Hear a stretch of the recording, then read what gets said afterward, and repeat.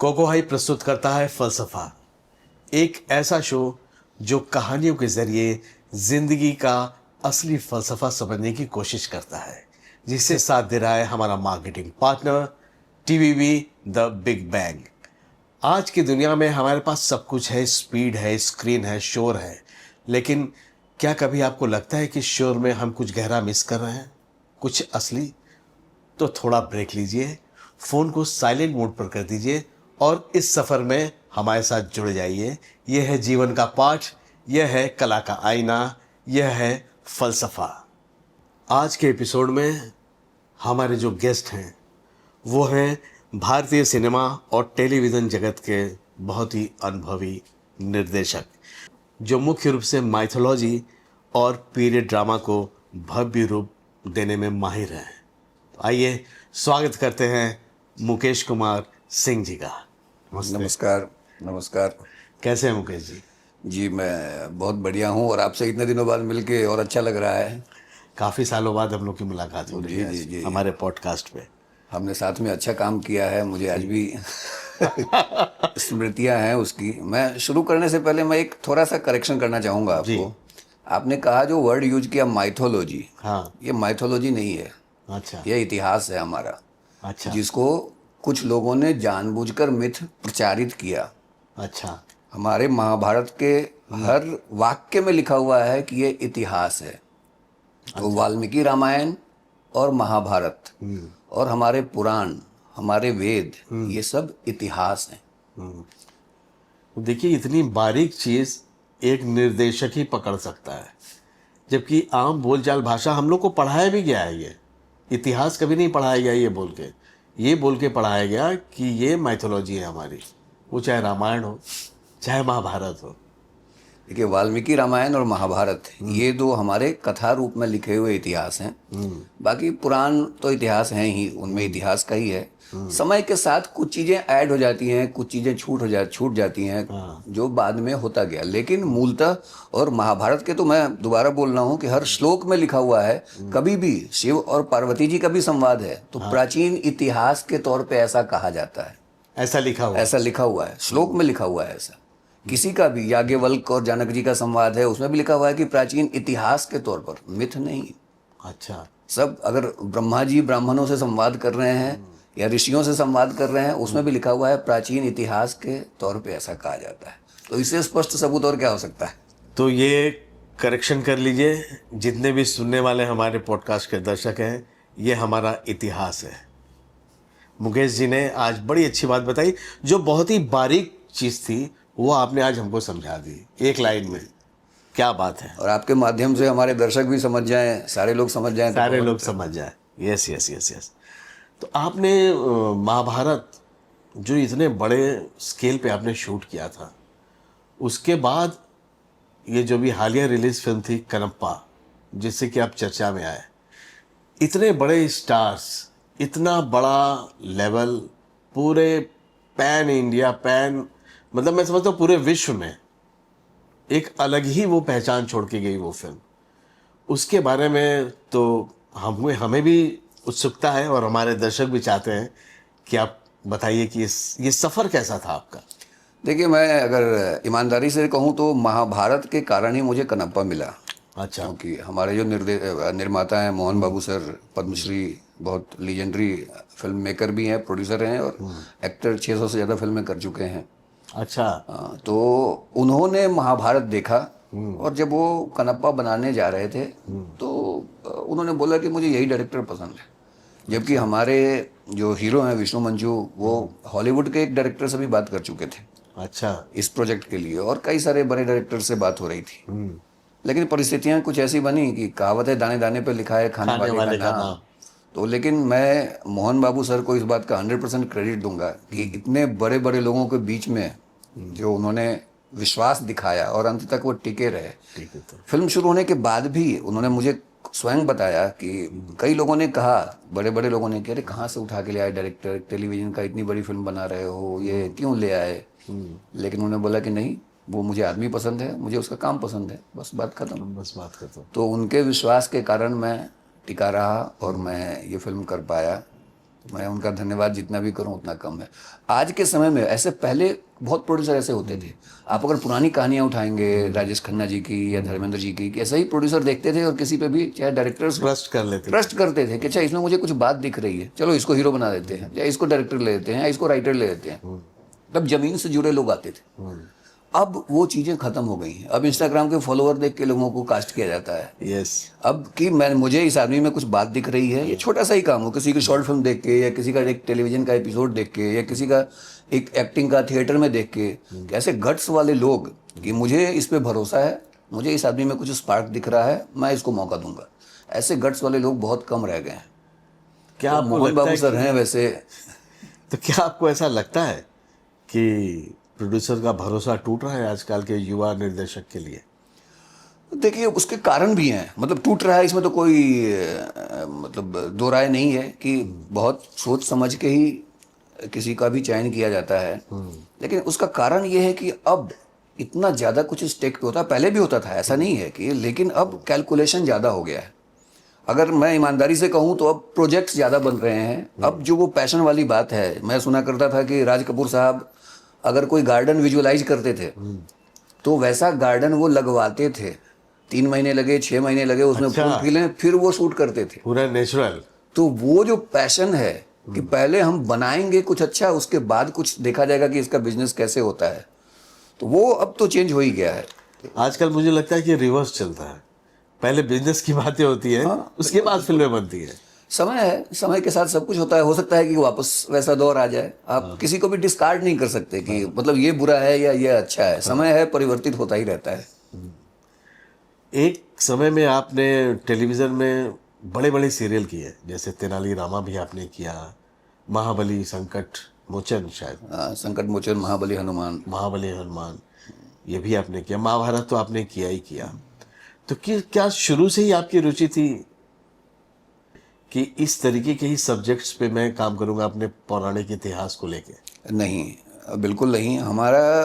मैं आपको एक इंटरेस्टिंग बात बताऊं कि मैं एक समय एथिस्ट था। मैं ईश्वर पे विश्वास नहीं करता था और जीवन के काफ़ी लंबे समय तक, यहाँ इस इंडस्ट्री में आने के बाद भी एक लंबा समय था जब मैं ईश्वर पे विश्वास नहीं करता था।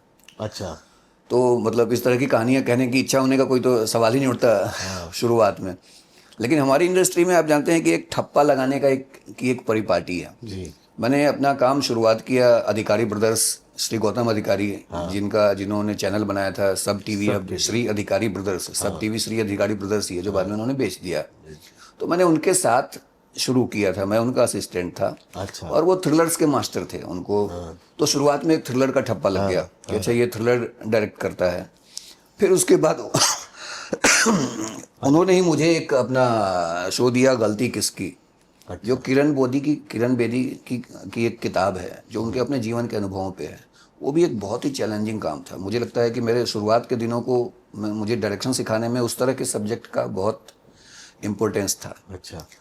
फिर एक समय ऐसा ही चलता गया। फिर मैंने एक कॉमेडी भी किया बीच में। तो एक समय था कि सागर में किसी ने रिकमेंड किया और मोती जी ने मुझे अवसर दिया धर्मवीर सीरियल करने का, जिसमें विक्रांत मैसी और टोकस थे। तो उसके बाद मैंने कुछ ही दिन काम किया। तो एक दिन मोती जी आए और बोले कि बेटा अब तू बाहर काम नहीं करेगा, अब तू मेरे लिए काम करेगा। अच्छा। तो फिर जो एक बार शुरू हुआ तो इस तरह की यात्रा तो फिर वो चलती रही। तो ज़्यादातर ऐसे ही सब्जेक्ट मैंने बालाजी में हॉरर भी किया है, कयामत की रात या कवच या नागिन के भी कुछ एपिसोड्स किए थे, बहुत ज़्यादा नहीं, अदालत के भी कुछ एपिसोड्स किए हैं। तो मैं अलग अलग जोनर, मुझे लगता है कि एक डायरेक्टर को जिंदा रहने के लिए अलग अलग जोनर में एक्सपेरिमेंट करते रहना चाहिए। एक ही काम कंटिन्यू करते रहने से क्या होता है, कॉम्फर्ट जोन हो जाता है कि अरे ये तो मैं कर ही लूँगा। और ये कॉम्फर्ट जोन एक क्रिएटिव पर्सन के लिए, एक मेकर के लिए बहुत ही सबसे खतरनाक, बहुत ही नहीं सबसे खतरनाक चीज़। आप अगर अलग अलग नहीं करेंगे, आपकी रुचि नहीं बनी रहे और सेट पे जाते हुए आपको डर नहीं लगता कि यार आज मैं कैसे करूँगा ये काम, ऐसे ये सीन कैसे हैंडल करूँगा, उस एक्टर को कैसे मैं कैरेक्टराइजेशन कैसे निकाल के लाऊंगा, अगर ये भय आपको नहीं लगता तो आप फिर आपका नीचे की तरफ अवधान शुरू हो जाता है, उत्थान आपका खत्म हो जाता है, आदमी स्लोप पे आ जाता है। ये मेरी निजी मान्यता है, बाकी सबकी अपनी अपनी अपना अपना रास्ता है। क्या आपको लगता है कि टेलीविज़न का जो माध्यम है वो छोटा है और फिल्म का माध्यम बहुत बड़ा है? क्योंकि आपने भी वो सफ़र किया है टेलीविज़न से लेके आज करप्पा जैसी बड़े पर्दे के लार्ज स्केल की फिल्म आपने बनाई है, तो चैलेंजिंग था आपके लिए यहाँ तक पहुँचना? चैलेंजिंग तो था, इसमें तो कोई दो राय नहीं है। एक जो बैरिकेड बना दिया गया है कि इंडस्ट्री में कि टेलीविज़न छोटा है और फिल्म बड़ा है, ये तो है, इसको आप डिनाई नहीं कर सकते। हालांकि माइग्रेशन होता रहता है। शाहरुख खान साहब टेलीविज़न से आए हैं, अनुराग बसु जैसे डायरेक्टर टेलीविज़न से आए हैं, सुशांत सिंह राजपूत आए हैं। इवन अभी मैंने देख रहा था कि राजा मौली सर ने भी शुरुआत टेलीविज़न से की थी, उन्होंने कुछ एपिसोड्स डायरेक्ट किए थे। तो देखिए, टैलेंट का टेलीविज़न से फिल्म से कुछ लेना देना नहीं है। टैलेंट टैलेंट होता है। आपके अंदर अगर विजन है, आप अगर एक्टर हैं, चाहे मेगा राइटर हैं, चाहे डायरेक्टर हैं, तो आपको जैसा अवसर मिलेगा उस अवसर के हिसाब से आपको प्रूव करना होता है। मीडियम अलग अलग है। टेलीविज़न की पूरी इकोनॉमी अलग है, उसकी डिमांड अलग है। फिल्म की पूरी इकोनॉमी अलग है, उसका डिमांड अलग है। अब छोटा या बड़ा, देखिए टेलीविज़न को छोटा अभी बनाया जा रहा है। टेलीविज़न छोटा था नहीं। घर घर में लोग देखते थे, हम लोग तो। आप अगर दूरदर्शन का जमाना याद करें तो ऋषिकेश मुखर्जी, टॉप डायरेक्टर्स, बासु चटर्जी, आप रमेश सिप्पी साहब, ये लोग टेलीविज़न करते थे। हाँ, सईद मिर्जा जी, अजीज मिर्जा जी, कुंदन शाह जी, ये लोग टेलीविज़न करते थे। संजय खान, सब बड़े बड़े मेकर्स टेलीविज़न करते थे और कमाल का काम करते थे। आज भी आप उन सारे जिन लोगों ने उनको देखा है, आज भी वो याद करते हैं। अब क्या हो गया है, मैं थोड़ा इसमें थोड़ा सा एलोबरेट करूंगा कि अब टेलीविज़न जो है उसमें डायरेक्शन नाम के आर्ट को ख़त्म किया जा रहा है। अच्छा, ये मतलब जाने अनजाने ये विधा खत्म हो रही है। हम लोगों ने जब शुरुआत की थी तो हम लोग प्री प्रोडक्शन करते थे, हम लोग पोस्ट प्रोडक्शन करते थे, स्क्रिप्ट सेशन में बैठते थे, हमको एडिटिंग क्या है मालूम होती थी, बैकग्राउंड म्यूजिक क्या होता है मालूम होता था। हम लोग सेट पे जाते थे, रिहर्सल कभी अगर मौका मिला तो वो भी करते थे, स्क्रिप्ट सब कुछ होता था। आज जो डायरेक्टर पैदा हो रहे हैं वो सेट पे पैदा हो रहे हैं और सेट पे ही ख़त्म हो गए। उनको ना प्री प्रोडक्शन से कुछ मतलब है, ना उनको पोस्ट प्रोडक्शन से कुछ मतलब है। तो और कोई भी मीडियम, हम लोग हमेशा से सुनते आए हैं कि director is the captain of the ship. Captain of the ship, yes. तो अगर आपका कैप्टन ही कमजोर हो जाएगा, और मैं ये कह रहा हूं कि ऐसा जानबूझ के किया जा रहा है, क्योंकि अब जो एक लेयर बन गया है टेलीविजन में, चैनल क्रिएटिव, प्रोड्यूसर क्रिएटिव, फिर सेट पे आता है। बहुत सारे कोई भी स्टेप्स आ गए चीज, ये जो स्टेप्स आ गए हैं, तो अब डायरेक्टर का तो चैनल से कोई डायरेक्ट कांटेक्ट रहता नहीं। वो सेट पे आता है, शूटिंग करता है। बहुत सीनियर डायरेक्टर हुए या सेटअप करने वाले डायरेक्टर हुए तो शायद एक आध मीटिंग हो गई तो हो गई। तो अभी चैनल को ऐसा लगता है कि ये जो भी बन रहा है ये सिर्फ क्रिएटिव बनाते हैं, राइटर बनाते हैं, प्रोड्यूसर बनाते हैं। डायरेक्टर तो बस सेट पे जाके, मैं लिटरली बोलूँगा, एक समय मेरे पास काम नहीं था तो मैं स्टार प्लस में गया था जॉब के लिए। तो मुझे प्रोमो प्रोड्यूसर का ऑफर किया गया, ये कि मैं क्रिएटिव ये करना चाहता था, डिपार्टमेंट में जाना चाहता था। नहीं, डायरेक्टर का क्या काम क्रिएटिव से? उन्होंने मुझे बोला डायरेक्टर तो टेक्निकल काम है। मुझे बोला कि अगर आप इंटरेस्टेड हैं तो मैं आपको प्रोमो प्रोड्यूसर का काम दे सकता हूँ। मैंने बोला नहीं, उसमें मुझे कोई इंटरेस्ट नहीं है। मैं डिसीजन मेकिंग में होना चाहता हूँ। मैं ये नहीं कि जिसने किसी ने मुझे कह दिया है कि तुमको ये करना है तो मैं ये कर रहा हूँ। अभी तो टेलीविजन में यही हाल हो गया है कि लिख के आता है कि आपको यहाँ क्लोज लेना है, यहाँ वाइड लेना है, यहाँ 360 घुमाना है। तो ये इसका डिसीजन कौन लेता है, ये सब लिखने का? ये डिसीजन जो ऊपर की एक हायरार्की बन गई है कि चैनल से आप उनके फिर creative, senior creative, junior creative, फिर प्रोड्यूसर, फिर उनके नीचे जो क्रिएटिव हैं, फिर उनके जूनियर क्रिएटिव, आप फिगर आउट ही नहीं कर पाएंगे। अगर मैं अपना एक अनुभव बताता हूँ कि अगर आप कभी भी स्क्रिप्ट में कोई समस्या होती है, पहले जब शुरुआत में मैं डायरेक्टर बना था तो पहला काम होता था आके, अगर पहले पढ़ने का मौका नहीं मिला तो सुबह आकर सेट पर स्क्रिप्ट डायरेक्टर की जिम्मेदारी होती थी। एक्टर डायरेक्टर से बात करते थे कि ये मेरा कैरेक्टर ऐसा क्यों हो रहा है, ये क्या है। अब वो काम एक क्रिएटिव डायरेक्टर करता है। अब डायरेक्टर वो काम नहीं करता, डायरेक्टर सरपास हो गया। अगर कोई समस्या है, कोई सवाल है, तो आपको पता ही नहीं चलेगा कि ये किसने ये समस्या पैदा की है। आपको कहा जाएगा, आप डायरेक्टर राइटर से डायरेक्ट बात नहीं कर सकता, वो क्रिएटिव को बोलेगा जो सेट पे जूनियर क्रिएटिव होता है, सीनियर क्रिएटिव शायद ही कभी होता है। फिर वो सीनियर क्रिएटिव को फोन करेगा। उसमें भी लेयर्स हैं। उसमें भी लेयर्स हैं। फिर वो सीनियर क्रिएटिव को फोन करेगा, फिर सीनियर क्रिएटिव राइटर से बात करेगा, और उस ट्रांसलेशन में क्या गुम हो जाएगा। फिर पता चलेगा कि नहीं, अच्छा चैनल के किसी आदमी ने बोला है ये डायलॉग डालने को, या ऐसा कर देने को, या प्रोड्यूसर ने बोली। आप पता ही नहीं कर पाएंगे कभी कि ये किसने किया है। तो अभी कोई रिस्पॉन्सिबल नहीं हो गया। अगर सक्सेस है तो सबके लिए अच्छा है, अगर फेलियर है तो कोई रिस्पॉन्सिबल नहीं। पहले एक आदमी रिस्पॉन्सिबल होता था, वो होता था डायरेक्टर। तो अब वो विधा खत्म होती जा रही है, और जब डायरेक्टर की विधा खत्म होगी, डायरेक्शन की विधा को आप कमजोर करेंगे, तो आपका जो मीडियम है वो छोटा होता जाएगा। इसीलिए टेलीविज़न छोटा हो ही नहीं गया है, बल्कि होता जा रहा है और दिन पर दिन छोटा होता जा रहा है। तो क्या यही वजह है कि आज जो देखने वाला जो वर्ग है उसका मोह भंग हो गया है? बिल्कुल। आप अगर क्वालिटी चीज़ नहीं बनेगी, आप क्योंकि वो कनेक्ट नहीं हो पा रहा है, लग रहा है।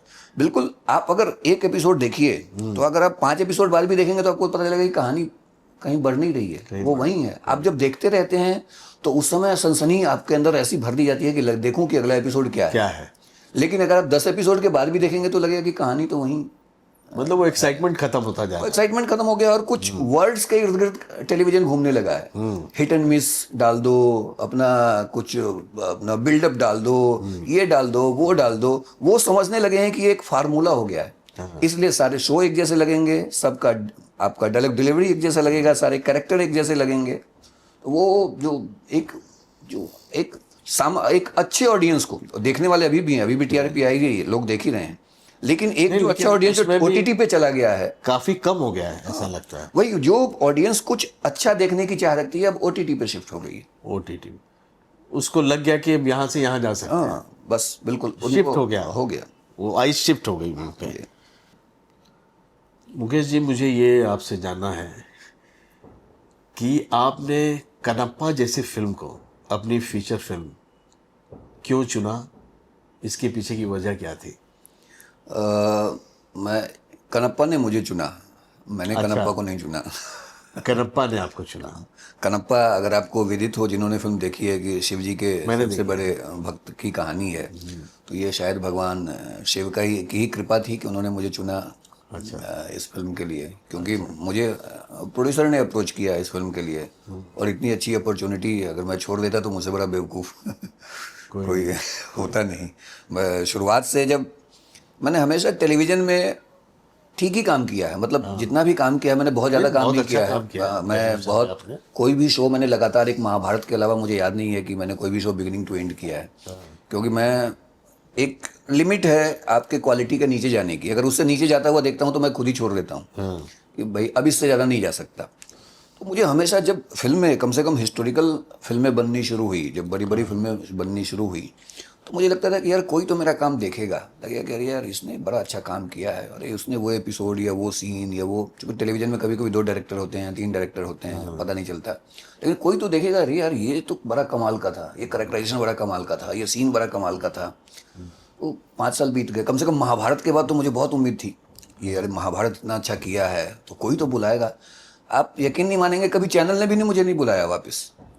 अच्छा, महाभारत के बाद कि अच्छा ठीक है, अच्छा ये डायरेक्टर अच्छा है तो इसको बुलाते हैं, कोई और प्रोजेक्ट देते हैं, कभी नहीं बुलाया किसी भी चैनल ने। ऐसा नहीं हुआ। कई लोगों के डायरेक्टर्स के बारे में सुना जाता है कि अरे वो चैनल के पेट डायरेक्टर हैं, चैनल उनको रिकमेंड करता है, मेरे साथ ऐसा कभी नहीं हुआ। अच्छा, मुझे जब भी बुलाया मेरे जानने वालों ने ही, जिन्होंने मेरा काम देखा था, जो सेट पे काम करते हैं, जो प्रोड्यूसर्स हैं, जो मानते हैं मुझे, उन्होंने ही मुझे बुलाया। तो कभी तो हमेशा ये इच्छा थी कि अरे कोई फिल्म देखने वाला तो बुलाएगा, कोई तो बोलेगा कि यार ये डायरेक्टर बड़ा अच्छा है।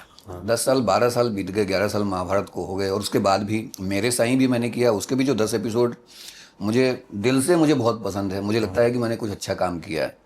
बिगिनिंग के 10 एपिसोड ही किए थे, वो भी 1500 एपिसोड चला, कितने सालों तक चला सोनी पे, सालों साल चल रहा था वो। तेनालीरामा के भी जो एपिसोड्स मैंने किए हैं वो अच्छे ही थे, लेकिन ऐसा कभी नहीं हुआ कहाँ, तो तेलुगु फिल्म इंडस्ट्री में किसी ने तेलुगु में महाभारत देखी, और लेकिन यह है कि महाभारत के कारण ही जिस काम पे मुझे गर्व था, तो उसके कारण ही वो संयोग बना, और ये भगवान शिव की कृपा ही है कि इतनी बड़ी फिल्म के लिए बुलाया उन्होंने और मैं उसका हिस्सा बना।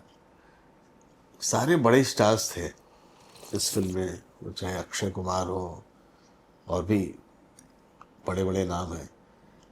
किसके साथ आपकी बॉन्डिंग ऐसी लगी कि मैं अगर इसके बाद की जो फिल्म मैं करूँगा उसमें इनके साथ मैं ज़रूर काम करना चाहूँगा? एक होता है ना कि एक फिल्म बनाते बनाते ऐसा हो जाता है कि ये मेरे लिए बड़ा ही सही है, मतलब कंफर्टेबल मैं हो गया उनके साथ। देखिए, सारे बड़े स्टार थे, सारे बड़े अच्छे आदमी थे, अच्छा। मतलब मैं ऐसा सिर्फ कहने के लिए नहीं कह रहा हूँ, आप मेरी फीलिंग से आप समझ सकते हैं कि मुझे इस फिल्म में हर जितने भी लोगों ने काम किया सब सुपरस्टार है, सब अपनी जगह के। आप शायद हिंदी भाषी हैं तो बहुत ज़्यादा नहीं जानते होंगे, शरद कुमार जी तमिल के लीजेंड हैं, ब्रह्मानंदम जी कौन नहीं जानता, अक्षय जी, प्रभास जी, मोहनलाल जी, आप सब जानते हैं। मोहन बाबू तेलुगु के लीजेंड हैं, हिंदी में उन्होंने नहीं काम किया, लेकिन आप हिंदी में कितनी फिल्में, आप याऊ जो देखा, ये शक्ति कपूर का जो फेमस है आऊ ललिता, वो मोहन बाबू सर ने किया है। अच्छा। और शक्ति जी, उन्होंने मुझे कहानी सुनाई कि शक्ति जी उनके पास गए थे सीखने एक हफ्ते रह के कि कैसे ये इसको word। बोलना है, ये वर्ड, वो कैरेक्टर। अच्छा। तो उन्होंने लेजेंडरी कैरेक्टर्स किए हैं और सब के सब इतने डेडिकेटेड हैं, इतने नागार्जुन कमाल भी हैं। थे मेरे नहीं, नागार्जुन नागार्जुन नहीं, भी। ओके। तो इतने अच्छे लोग हैं और लोगों से ज्यादा अपने काम के प्रति डेडिकेशन। मतलब होता नहीं कि आप अच्छे आदमी हैं लेकिन आप काम अगर नहीं कर रहे हैं तो आप फिल्म के लिए नहीं है। लेकिन जो डेडिकेशन मैंने काम के लिए देखा, मोहन बाबू सर का या शरद जी का, अब उनके पास अचीव करने के लिए कुछ नहीं है जिंदगी में। पद्मश्री मिल चुका है, उन्होंने अपना एम्पायर खड़ा किया हुआ है, इतना नाम है उनका, लेकिन इसके बाद एक एक सीन के लिए, एक एक डायलॉग के लिए जो भूख मैंने देखी कि मैं अच्छा करूं, उससे मुझे सीखने को मिला कि हम लोग चार काम अच्छा कर लेते हैं, चार तारीफ होती है तो अरे लगता है कि अरे अब तो कुछ जीवन में अचीव कर लिया, अब क्या है। मैंने यहाँ देखा भी है बहुत लोगों को कि उसके बाद शुरू कर देते हैं कि अरे ठीक है, हाँ ठीक है ना, सेट पे पहुंचेंगे देखेंगे क्या डायलॉग है, हाँ बोल देंगे कर लेंगे, कुछ डायरेक्टर भी हो जाते हैं ऐसे। लेकिन उनके अंदर जो भूख देखी मैंने काम करने की, अच्छा करने की, वो एक मेरे लिए अद्भुत एक्सपीरियंस रहा। और मुझे लगता है कि शायद जितने भी लोग अगर सुन रहे हैं, मेरी बात समझ रहे हैं, तो ये जो भूख है इसी ने उनको इतना ऊपर पहुंचाया है। ये जो डेडिकेशन है, ये जो डिसिप्लिन है। शरद जी 7 बजे के शिफ्ट में 2 डिग्री टेम्परेचर हर रोज 7 बजे सबसे पहले आप बोल दो, वो एक बार पूछेंगे उतने बजे शुरू हो जाएगा ना, हाँ हाँ सर हो जाएगा, पहुंच जाएंगे। कभी कोई कंप्लेन नहीं। कब हम लोग ऐसी ऐसी जगह शूट कर रहे थे जहाँ मतलब वैनिटी की तो हमने पूरे न्यूजीलैंड में मुंह ही नहीं देखा। एक आध जगह कहीं ऐसे ऐसे हम लोग जगह पे शूट किया जहाँ पहुंचना पॉसिबल ही नहीं था। 15-15 मिनट वॉक करके हम लोग जाते थे लोकेशन पे। अच्छा। ऐसी ऐसी जगह हैं। सुपर स्टार्स मोहनलाल सर जहाँ खड़े थे वहाँ मतलब टेंट भी ले जाना मुश्किल था, और उससे भी 1 किलोमीटर दूर हम शूट कर रहे थे। खड़े हैं, मैं अपनी कुर्सी, 1-2 कुर्सी थी वहाँ पे, मैं अपनी कुर्सी लेके भाग के गया, सर बैठ गई, इतने सहज लोग, इतने अच्छे लोग कि मैं तो भाग्यशाली समझूंगा कि इनमें से किसी के साथ भी दोबारा काम करने का मौका मिले। वो लेजेंडरी है। हाँ, सब लोग अच्छे हैं और काम के लिए के प्रति डेडिकेटेड हैं, और क्या चाहिए आप किसी भी मेकर को, इससे ज़्यादा क्या चाहिए। प्रभास जी इतने सरल व्यक्तित्व के मालिक हैं कि आपको लगता है कि ये सुपरस्टार, ये ऑरा, बट आप जब उनसे मिलेंगे तो इतने सरल व्यक्तित्व हैं कि आप मतलब दंग रह जाएंगे। अक्षय जी, हिंदी वाले अक्षय जी को ज़्यादा जानते हैं, काजल अग्रवाल को जानते हैं। अक्षय जी इतने सहज आदमी हैं और सेट पे एकदम बिल्कुल इतना अच्छा माहौल बना के रखते हैं और हर आदमी से इतने प्यार से मिलते हैं। वो कभी मैंने देखा कि मतलब कभी किसी को अपने सामने ऐसा नहीं करे मैं तो सुपरस्टार आ गया, अरे तुम कौन। हर आदमी को ऐसा, मतलब वो डांटेंगे भी अपने असिस्टेंट को तो ऐसा लगे जैसे कोई बड़ा भाई छोटे भाई को डांट रहा है। तो ये है कि ये आज तक ये लोग टिके हुए हैं और आज भी अच्छा काम कर रहे हैं और आज भी लोग उनकी तरफ देखते हैं। तो ये मैंने बहुत, ये मेरा सबसे बड़ा अनुभव रहा।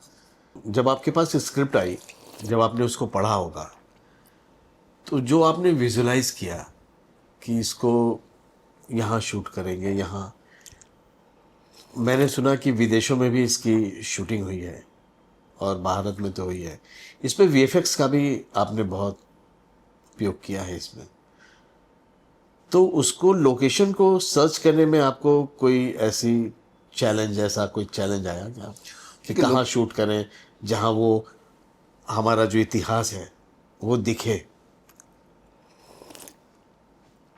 थोड़ा सा डिटेल में अगर मैं आपको बताऊं तो जब मैं इस प्रोजेक्ट पे गया तो एक अमेरिकन जो यूनिवर्सल स्टूडियो में काम कर चुके हैं, वो भी एक प्रोजेक्ट में इसमें हिस्सा थे, एक पार्ट थे उसका। और उन्होंने प्लान बनाया था कि हम ये पूरा का पूरा स्टूडियो में शूट करेंगे और जो आजकल एलसीडी स्क्रीन्स हैं उसके साथ शूट करेंगे और कुछ पार्ट हम बाहर करेंगे। और इसके पहले विष्णु जी जो हमारे हीरो हैं, प्रोड्यूसर भी हैं, वो पूरे वर्ल्ड घूम चुके थे लोकेशन की तलाश में। तो मैंने उनसे, जो हमारे थे जो अमेरिकन जो स्टूडियो के थे, मैंने उनसे एक ही सवाल किया कि ये एलसीडी का खर्चा कितना आता है। मैं गया भी था, मैंने देखा भी वहाँ पे अन्नपूर्णा स्टूडियो में कि कैसे काम होता है एलसीडी पे। मैंने काम नहीं किया था पहले कभी, तो मैंने देखी सारी प्रक्रिया। मैंने बोला कि एलसीडी पे कितना आता है। और हमारे पास जब जंगल, हमारी कहानी फॉरेस्ट की है, हमारे पास जंगल है, हमारे पास वाटरफॉल है, हमारे पास हवा है, पानी है, तो वो चीज़ों के लिए हम स्टूडियो में क्यों करें जो चीज़ हम बाहर नहीं मिल सकती। मैं हमेशा से, मैं एज ए फिल्म मेकर, मैं कभी भी सब कुछ पूरा स्टूडियो में एक्टर के कंफर्ट के लिए कि आज मुझे एसी से बाहर नहीं जाना, मैं सब कुछ स्टूडियो में ही शूट कर लूँगा, मैं उसके फेवर में नहीं रहता। अच्छा। जो हवा आपके बॉडी से टच होती है वो भी आपके परफॉर्मेंस में ऐड करती है। अब जब आप नंगे पैर जमीन को छूते हैं, वो आपके वो performance एहसास को अलग ऐड होता करती है। है, वो इन्वायरमेंट को बताती है। आप जिस इन्वायरमेंट में हैं, आपके पीछे एक पत्ता दिख रहा है, एक झील दिख रही है, एक नदी दिख रहा है, एक पहाड़ दिख रहा है, सब कुछ कहानी में ऐड करता है। आप ये सब कुछ आर्टिफिशियल हो जाता है जैसे ही आप स्टूडियो में आते हैं। आप फोरग्राउंड एक क्रिएट कर लिया आपने और बैकग्राउंड आपका सब कुछ आर्टिफिशियल है, जो नहीं हो सकता, या आप मिक्स और मैच करके कर सकते हैं। तो फिर मैंने जब ये सवाल कहा, और ऊपर से ये सारी चीज़ें अवेलेबल भी हैं सस्ती। अब जंगल, कितना खर्चा हो जाएगा जंगल में। और विष्णु को उन्होंने देखा था न्यूजीलैंड, तो उनको बहुत पसंद था। अच्छा। तो हम लोग जब पहली बार रेकी के लिए गए तो हमारा ये प्लान था कि जैसा नॉर्मल फिल्मों का होता है कि कुछ एक सीक्वेंस और गाने जो हैं वहाँ पे कर लेंगे, आ जाएंगे। लेकिन वहाँ लोकेशंस जब हमारे लोकेशन मैनेजर थे, उन्होंने दिखाया, तो देख के फिर विष्णु ने आके कहा कि सर हम लोग पूरी फिल्म वहीं करेंगे, जितना ये है, मतलब जो एसेंशियल है। जैसे अब कैलाश तो वहाँ हो नहीं सकता, तो वो हम यहाँ करेंगे, या और भी जो एसेंशियल होगा वो करेंगे, बाकी हम पूरी फिल्म वहीं करेंगे। मैंने भी बोला कि विष्णु कितना खर्चा होगा, इवन मोहन बाबू सर ने भी पूछा, बट विष्णु वाज एडमेंट कि नहीं हम करेंगे। फिर मोहन बाबू सर ने भी एग्री किया, तो फिर हम लोगों ने वहाँ पे शूट किया। 80% फिल्म वहीं शूट हुई है, न्यूजीलैंड में। न्यूजीलैंड न्यूजीलैंड में 2 पार्ट है, नॉर्थ आइलैंड, साउथ आइलैंड। हम लोग दोनों जगह गए, 2 शेड्यूल में वहाँ किया है। तो मतलब भारत का लोकेशन न्यूजीलैंड में मिल रहा है। हाँ, क्योंकि हम, जो कहानी हमारी दूसरी सेकंड सेंचुरी की है, कहानी देखिए तिरुपति के आसपास की है। श्रीकालाहस्ती मंदिर की कहानी है, जो कहानी है वो तिरुपति बालाजी मंदिर सब जानते हैं उत्तर भारत में। वहाँ से 40 किलोमीटर दूर श्रीकालाहस्ती टेम्पल है, जो शिव जी के 5 मूलभूत लिंगम हैं। अच्छा। हम लोग 12 ज्योतिर्लिंगों के बारे में जानते हैं। बहुत इंटरेस्टिंग चीज़ है कि जो हम लोग पृथ्वी, जल, आकाश, धरती, अपना जल और अग्नि, ये सब जो हम लोग तत्व हैं, इन 5 मूलभूत तत्वों के शिव जी के लिंगम हैं वहाँ पे दक्षिण भारत में, जिसमें से एक वो तिरुपति के पास है, जो तो वायुलिंगम कहा जाता है। और बाकी 4 हैं वो तमिलनाडु में है, पृथ्वीलिंगम, अग्निलिंगम। तो वो वायुलिंगम की कहानी है ये। तो उसके आसपास सेकंड सेंचुरी में वो कैसा रहा होगा वो जगह। अच्छा। अब तो वो है नहीं, अब नहीं तो है। उसकी तलाश में हम लोग गए कि वो नेचुरल ब्यूटी, उस समय जो नदी होगी कैसी, उसमें हरा नीला पानी होगा, उसमें पहाड़ों की रौनक क्या होगी, उस समय आकाश कैसा नीला दिखता होगा, वो अभी यहाँ नहीं दिखता। ऐसा नहीं है कि भारत में वैसे लोकेशन नहीं है, मैं तो ट्रैकिंग करता हूँ, मैंने बहुत घूमा है। आप तो घूमते हैं। तो उत्तर भारत में बहुत सारे हैं ऐसी जगह, लेकिन वहाँ पूरी यूनिट को लेकर जाना मुश्किल है एक तो, और एक जगह ये सारे लोकेशन मिलने थोड़े मुश्किल हैं, जो कि वहाँ पे आसान है। अच्छा। तो इसीलिए हम लोग वहाँ गए शूट करने। आपकी पैदाइश बिहार की है, जी। आपने पढ़ाई भी वहीं की है, स्कूलिंग आपने बिहार में की है। आपको ऐसा कब महसूस हुआ कि मुझे मुंबई जाना चाहिए और मुझे यहाँ डायरेक्टर ही बनना है, ये आपने कब सोचा? देखिए, मेरा जन्म हुआ है मुजफ्फरपुर, लेकिन पढ़ाई लिखाई मेरी दरभंगा में हुई है। तो दरभंगा में मैंने पॉलिटिकल साइंस से ग्रेजुएशन किया था, ऑनर्स जो होता है वहाँ पे जो शिक्षा पद्धति थी।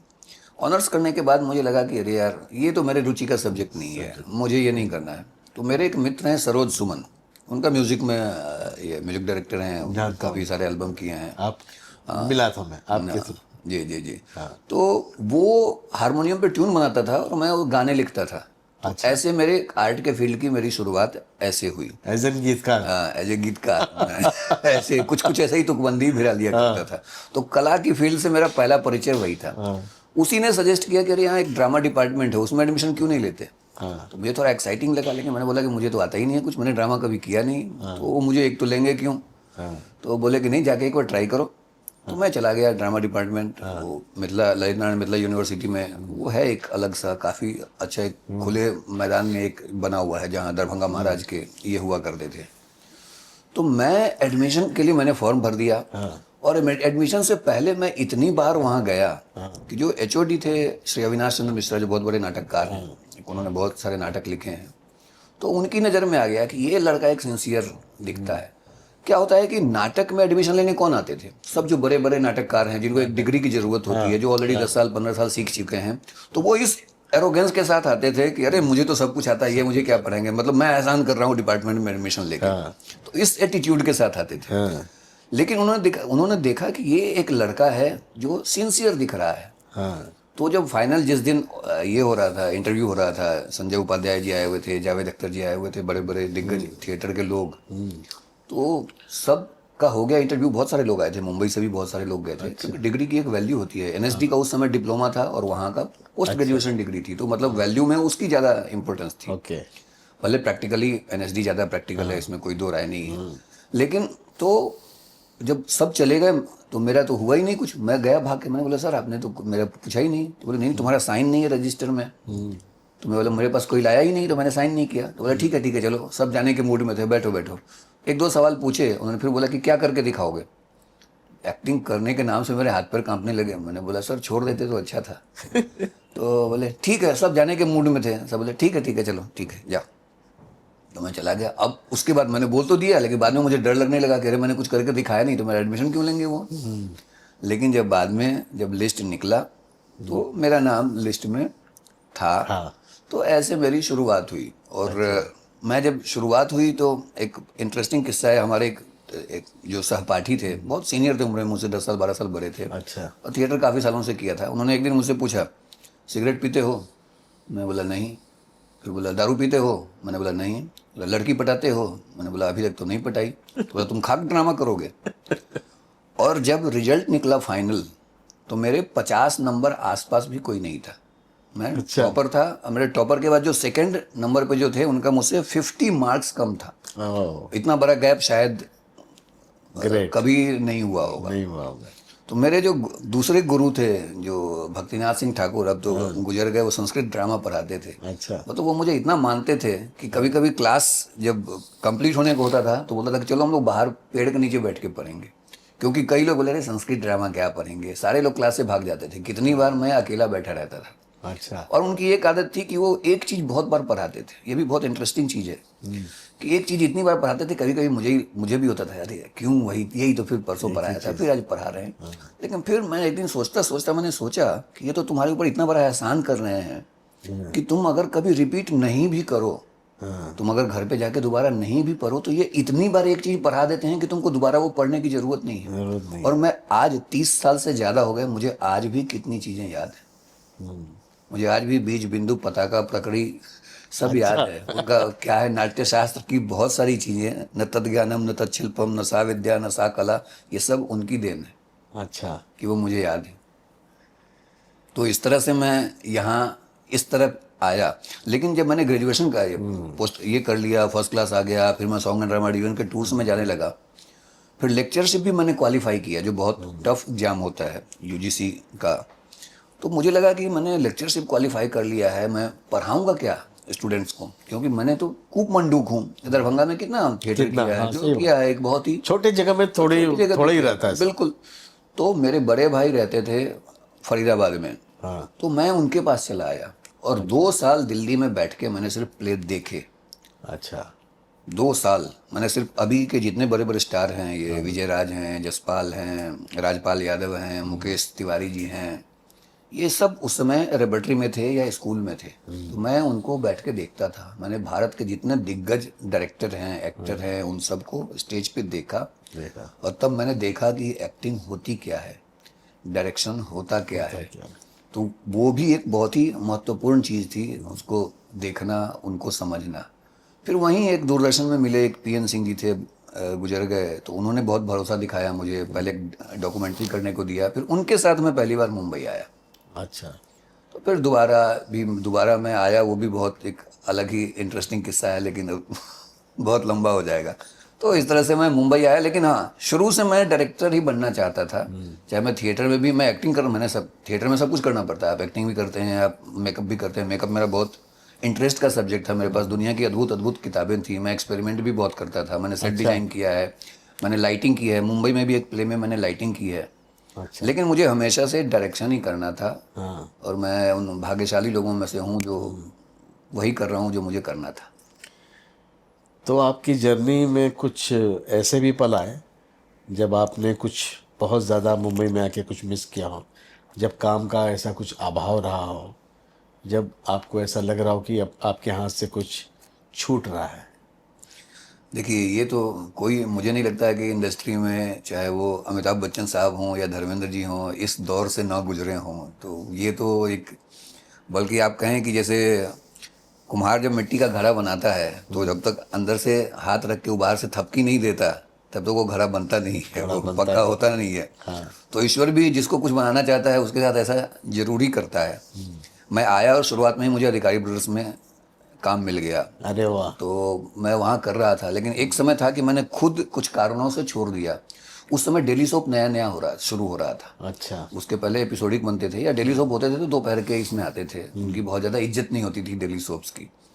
तो मैंने बोला कि अरे, मैंने तो इतना अधिकारी ब्रदर्स में काम किया है, गौतम भाई के साथ काम किया है, मैं डेली सोप नहीं करूँगा। 2 साल मैं घर पे बैठा रह गया और ये नौबत आ गई कि अरे भाई, कोई गुजराती डेली सोप ही दे दो, मराठी डेली सोप दे दो, 2000 रुपये पर डे का ही काम दे दो अच्छा। लेकिन दे दो कुछ भी। तो ये सिचुएशन, उसके बाद भी मैंने कहा कि मैं बहुत ज़्यादा काम नहीं करता, मैं मन मार के बहुत ज़्यादा काम नहीं कर सकता कि कुछ भी हो, अरे पैसे आ रहे हैं ना, जो बोलते हैं कर दो। मैं ऐसा कभी नहीं कर पाया ज़िंदगी में। नहीं कर पाया। तो उसके कारण भी मुझे बहुत कुछ सफ़र करना पड़ा है। लेकिन मुझे लगता है कि वो एक्चुअली उसके कारण ही मेरा जो एक थॉट प्रोसेस है या ब्रेन है वो बचा हुआ है। नहीं तो आप, डेली सोप एक ऐसा अंधा कुआं है ना कि आप उसमें एक बार गिर गए तो आप फिर अंदर ही अंदर चले जाते हैं। आप डेली सोप करना खराब बात नहीं है, लेकिन वो मेंटलिटी अपना लेना खराब बात है कि आप हमेशा उसी जल्दबाजी में किसी तरह निपटा दो सीन को, किसी तरह काम निकल जाए। ये जो मेंटलिटी है ना, ये मेंटलिटी आपको बर्बाद कर देती है, फिर आप वहीं के होके रह जाते हो। तो काम कोई भी बुरा नहीं है, मैं वो कर करके ही यहाँ पहुँचा हूँ। अगर वो नहीं करता तो शायद ये काम भी नहीं मिलता। लेकिन उस काम का मैं कभी नहीं हुआ कि मैं मेंटलिटी ऐसी बना लूँ कि भाई पैसा मुझे मिल रहा है तो मैं कुछ भी कर लूँ। ऐसा मैं नहीं कर पाया कभी भी। अच्छा। आपके लिए एक डायरेक्टर की सफलता की परिभाषा क्या है? देखिए, ज़िंदगी में किसी के भी सफलता की परिभाषा एक ही है, आप अपनी इच्छा से अपना काम कर सकते हैं। सफलता की एक ही परिभाषा है। हाँ। आप प्रोड्यूसर हैं, आप अपनी इच्छा से फिल्म बना सकते हैं। आप डायरेक्टर हैं, आप अपनी इच्छा की कहानी चुन सकते हैं, एक्टर चुन सकते हैं, लोकेशन चुन सकते हैं, आप जैसा चाहते हैं वैसा बना सकते हैं। आप एक बिजनेसमैन हैं, आप अपने बिजनेस को जैसा रूप देना चाहें उस तरह से, मार्केट के डिमांड के हिसाब से या फाइनेंसर के प्रेशर के हिसाब से काम ना करना पड़े। आप जो कर रहे हैं उसका सम्मान करें, आपकी इच्छा, आपकी भावना का सम्मान करें। यही एकमात्र सफलता है जीवन के किसी भी क्षेत्र में। तो मुकेश जी, आपने मुझे बताया अभी जब हम चर्चा कर रहे थे कि आप पहले नास्तिक थे, उसके बाद फिर आस्तिक बन गए। तो कौन सा पॉइंट था जब आपको लगा कि आपको चेंज करना है? देखिए, ये पॉइंट जो है ना, ऐसा ड्रामेटिक चेंज वाला फिल्मों में होता है केवल। होता है, कभी कभी ज़िंदगी में भी होता है, लेकिन सामान्यतः ऐसा कुछ होता नहीं है। एक ग्रेजुअल प्रोसेस है। जैसे मैं, आपका ऑफिस 10वें माले पे है, तो मैं जब तक पहला माला नहीं क्रॉस करूंगा, दूसरा नहीं क्रॉस करूंगा, तीसरा जंप करके मैं स्पाइडरमैन नहीं हूँ कि सुपरमैन, आयरन मैन नहीं हूँ कि, तो वो एक प्रक्रिया होती है। जीवन में परिस्थितियां आती हैं। लेकिन कोई तो भी एक ऐसा पॉइंट जो पिंच किया होगा आपको, या कोई वो बुक्स रहा हो या कहीं आपने सुना हो? नहीं, ऐसा कुछ है ऐसा नहीं। कुछ वो ग्रेजुअली वो हुआ? मुझे ग्रेजुअली इतना याद है कि मैं दुबई में एक फिल्म कर रहा था। हाँ। और आपने भी बैकग्राउंड म्यूजिक किया था उसका। अच्छा। वो क्या नाम था उसका? वापसी। वापसी। हाँ। कैलाश खेर ने गाना गाया था। हाँ, तो वो देखिए, आप भी भूल गए थे। हाँ, यार। और गाने अच्छे थे, बहुत बढ़िया बने थे उसके। मधुश्री ने गाया था, कैलाश खेर ने गाया था, और राधा पौडवाल ने भी एक गाना गाया था। और वो फिल्म पाकिस्तान में रिलीज हुई थी। पाकिस्तान में रिलीज हुई। वो भी बड़ा इंटरेस्टिंग किस्सा है कि उसमें, और हमें क्रेडिट नहीं मिला म्यूजिक डायरेक्टर का। किसी का भी इंडियन का नाम पाकिस्तानी फिल्म में देना बैन था। अलाउ नहीं था। मैंने 50 डिग्री टेम्परेचर में, जो जो लोग थे क्रू मेंबर्स थे उनका नाम था, लेकिन मेन लोगों में नाम नहीं था, नाम नहीं था। तो उस किसी का भी। जिस समय हम लोग अमन की आशा में उनको बुला बुला के काम दे रहे थे, उस समय हमारे लोगों का नाम वहाँ बैन था। और ये मैं 2006-07 की बात कर रहा हूँ, आज की बात बड़े नहीं कर बड़े रहा हूँ। पुराने समय की बात है ये। तो मुझे इतना याद है कि मैं दुबई में था, तब तक तो मैं नास्तिक था। अच्छा। उस समय तक मैं नॉनवेज भी खाता था, लेकिन उसके बाद ग्रेजुअली मैं कब चेंज हुआ, मैंने पहली बार नॉनवेज मैंने छोड़ा नवरात्र का व्रत जब मैं पहली बार रखा। हाँ। उसके बाद जब दूसरे साल मैंने रखा तो अपने आप इच्छा खत्म हो गई। इच्छा ही नहीं हुई उसके बाद से। आज 18 साल 19 साल हो गए, या उससे ज़्यादा ही हो गया होगा।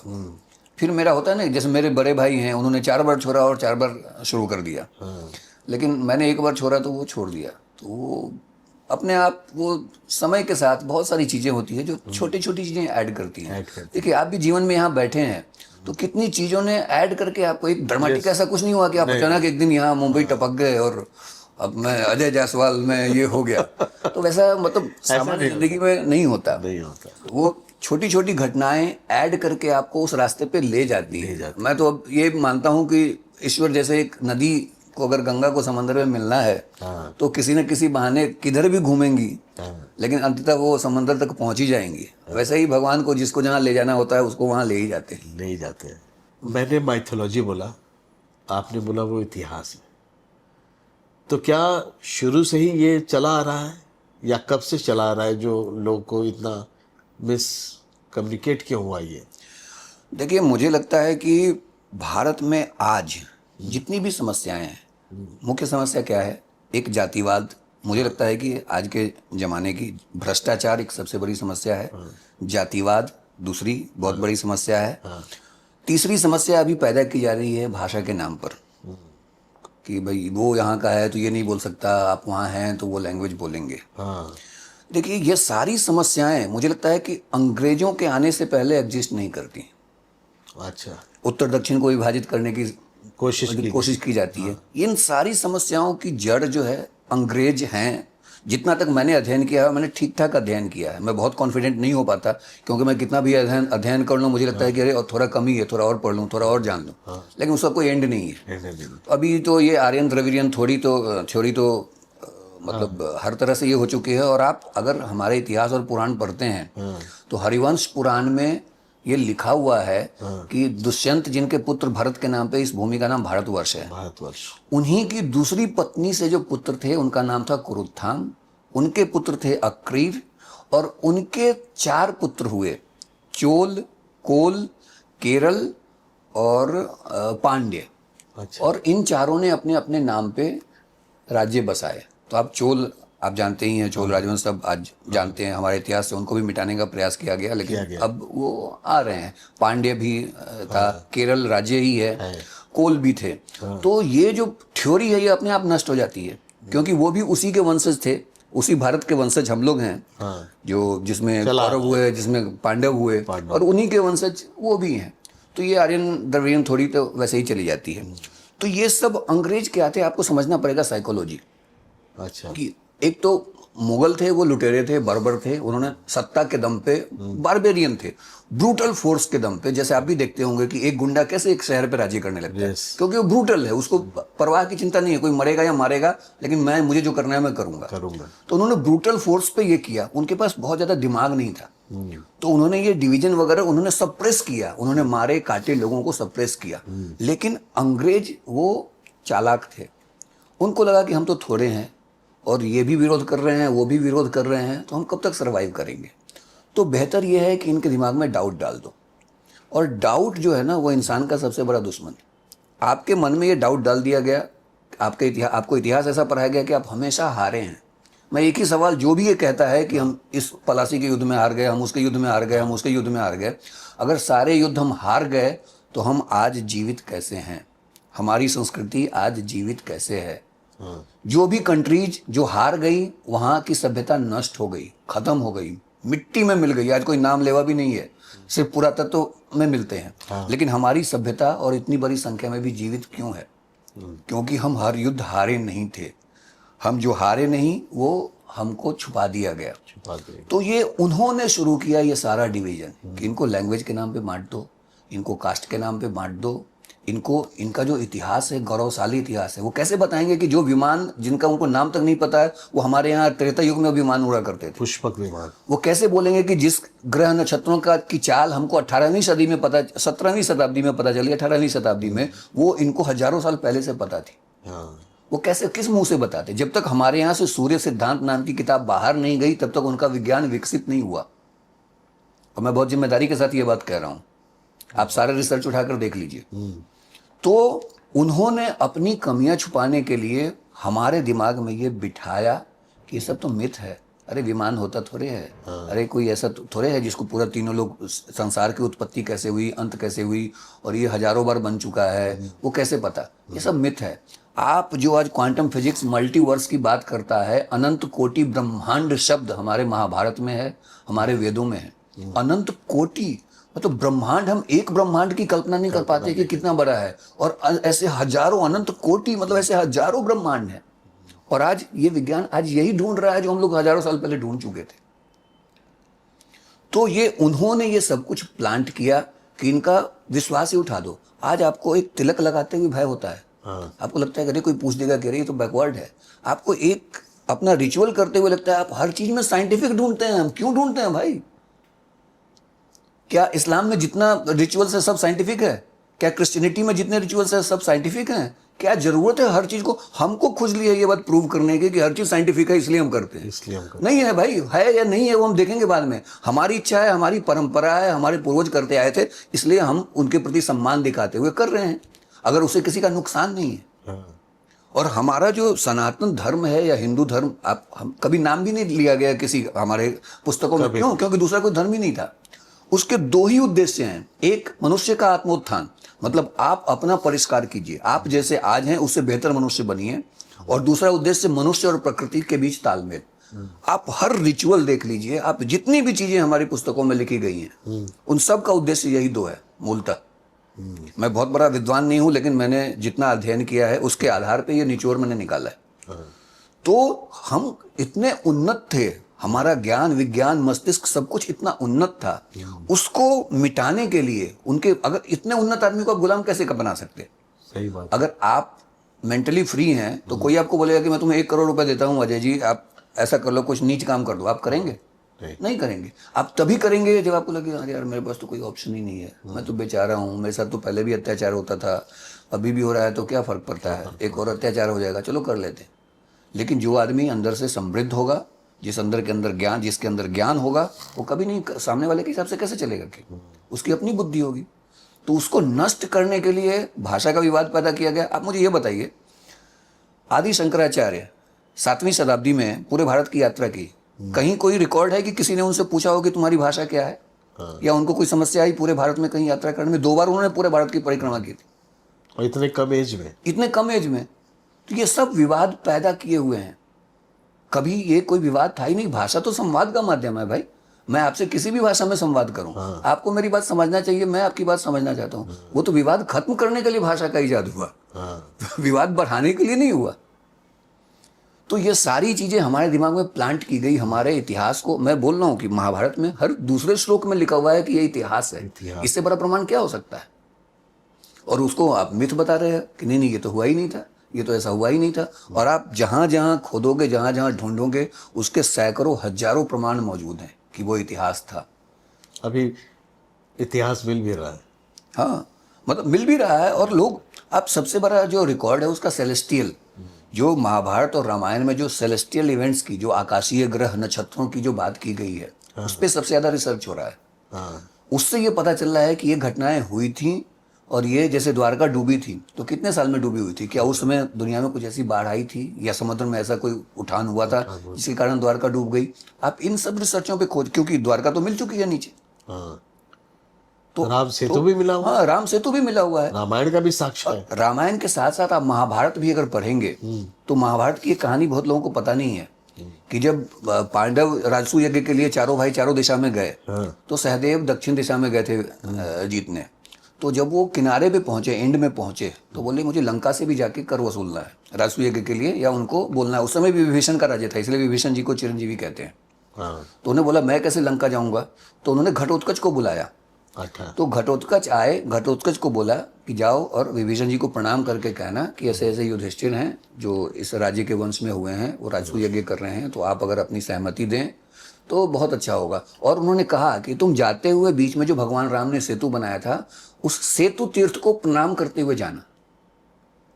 तो उसमें भी इस बात का वर्णन है। और घटोत्कच जब उड़ते हुए जाते हैं तो वो देखते हैं नीचे कि अच्छा वो सेतु है, तो उसको प्रणाम करते हुए जाते हैं, जो भी जलमग्न है। जलमग्न। तो वो विभीषण जी से जाकर उन्होंने निवेदन किया था और विभीषण जी ने रजामंदी दी थी कि नहीं, मैं भी पार्ट हूँ, आप मेरी तरफ से ये उपहार लेकर जाओ। अच्छा। तो ये सब इतिहास है जो कि आप अगर क्रोनोलॉजी देखेंगे तो एक ग्रंथ के बाद दूसरे ग्रंथ में, दूसरे ग्रंथ की कहीं कहीं होता है कि बदल जाता है, थोड़ा सा रूप बदल जाता है, रूप बदल जाए। क्योंकि समय के साथ। अब मैं ही ये बात कर रहा हूँ, अभी आप रिकॉर्ड कर रहे हैं, अगर आप रिकॉर्ड नहीं करते, ये बात मेरी आपकी हुई, आप जाकर किसी और को सुनाएंगे तो ऑब्वियसली ये है कि आप, मैंने 50 बातें कही तो 40 बात याद होगी, 10 बात आप भूल जाएंगे, कुछ बातें भूल और उन जाते हैं। 40 बातों में से 5 बातों को आप दूसरे तौर पे बोल लेंगे, अपने शब्दों में बयान करेंगे। तो ये तो नेचुरल प्रोसेस है। लेकिन ये हमारा इतिहास था, इतिहास है, और आने वाले समय में और ज़्यादा प्रमाण मिलेंगे। जैसे जैसे विज्ञान और उन्नत होगा और ज़्यादा प्रमाण मिलेंगे कि ये जो था वो तो बिल्कुल हमारी कल्पना से भी परे तक वो सत्य था। सत्य था। और आज ये भी देखने को मिलता है कि कोई फिल्म आती है तो एक विशेष वर्ग की जो फिल्म आती है उसको बड़े आसानी से लोग कह देते हैं कि ये प्रोपोगेंडा फिल्म है। इस पे आप कुछ बोलना चाहेंगे? देखिए, आप एक दर्शक को पूरा हक है एक फिल्म देखकर कहने का कि ये मुझे अच्छा लगा, मुझे नहीं अच्छा लगा। भगवान राम को भी सब लोगों ने अच्छा नहीं कहा था, उनको भी बुरा बोलने वाले लोग हैं। भगवान कृष्ण को भी बुरा बोलने वाले लोग हैं। तो एक फिल्म को बुरा बोलना कोई बहुत ये नहीं है, कमाल की बात नहीं है। लेकिन आप फिल्म को देखिए और देखने के बाद अपनी राय व्यक्त कीजिए कि मुझे ये फिल्म अच्छी नहीं लगी। आप जब समस्या कहाँ शुरू होती है, जब आप दूसरे को इन्फ्लुएंस करने की कोशिश करते हैं कि ये फिल्म तो ऐसी है, ये फिल्म तो वैसी है, आपको नहीं देखना चाहिए, या ये एक वर्ग विशेष के खिलाफ है, या ऐसा है या वैसा है। और ज़्यादातर लोग तो बिना देखे भी बोलते हैं। जैसे आप जब कश्मीर फाइल्स आई थी तो फिल्म को देखे बिना हमारे इंडस्ट्री के आधे से ज़्यादा लोगों ने, पत्रकारों ने या समीक्षकों ने बहिष्कार कर दिया कि हम तो देखेंगे ही नहीं। और देख के भी जबरदस्ती 1 स्टार रिव्यू, 2 स्टार रिव्यू, ऐसा कि उसको डिमीन किया जाए। तो ये जो है ना, निष्पक्ष जो समीक्षक थे पहले भी बहुत कम थे, पहले भी लोग थोड़ा इन्फ्लुएंस होते ही थे अलग अलग कारणों से। अब वो, पहले तो लोग समझते थे कि सब निष्पक्ष ही होते हैं, अब धीरे धीरे बाहर आ रहा है। लेकिन अब वो चीज़ खत्म हो गई है। अब ये हर फिल्म ऐसा लगता है कि विचारधारा की लड़ाई हो गई है। एक वर्ग के लोग एक तरफ की फिल्म आएगी बोलेंगे ये प्रोपेगेंडा है, उस तरफ के लोग दूसरी तरफ की फिल्म आएगी बोलेंगे ये प्रोपेगेंडा है।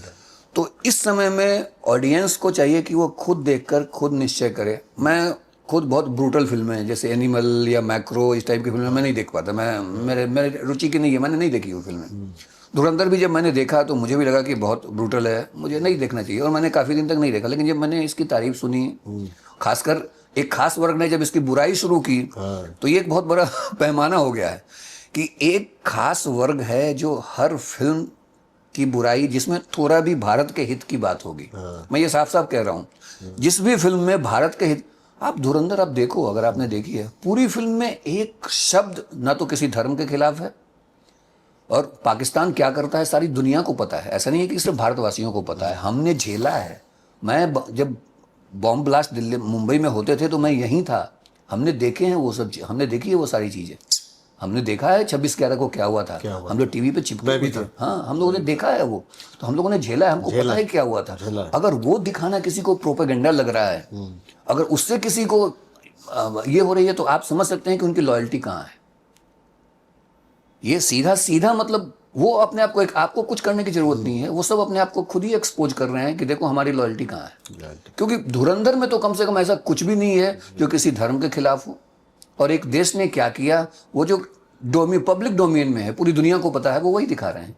तो उससे आपको समझ, अगर पाकिस्तान को बुरा दिखाया जा रहा है, जो कि ये घोषित तथ्य है कि उसने कितने अटैक करवाए हैं, भारत में कितनी आतंकवादी घटनाएं की हैं, भारत को, और खुद बोलते हैं, उनके हुक्मरान से लेके उनके सेनाध्यक्ष से लेके सब खुद एक्सेप्ट कर चुके हैं, फिर भी अगर वो दिखाने पे आपको तकलीफ हो रही है, तो आप समझ जाइए कि वो कैसे लोग हैं जिनको इससे तकलीफ हो रही है।